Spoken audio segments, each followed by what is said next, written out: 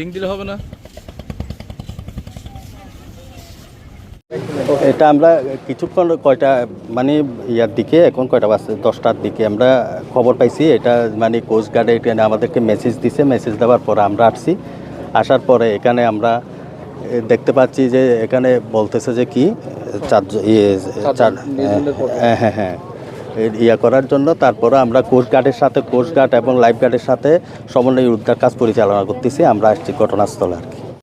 Link দিলে হবে না?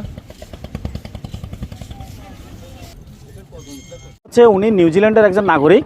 উনি এটা শখ করে আজকে 4 বছর ধরে এই ট্রলারটা বাংলাদেশে তৈরি করে উনি এটা নিয়ে নাকি নিউজিল্যান্ড চলে যাচ্ছে, আমরা যেটা শুনেছি। তো যাওয়ার পথেই উনি এখানে উত্তাল স্রোতের কবলে পড়েছে। তো পরে আমরা ওখান থেকে একটা ট্রলার একটা পার্ট এখানে নাজিরহাটের মোহনায় নিয়ে আসতে জেলেরা সক্ষম হয়েছে। আরেকটি ট্রলার এখন বর্তমানে আপনারা দেখবেন ওখানে উদ্ধারের অভিযান চলতেছে। তো এ হচ্ছে বিষয়।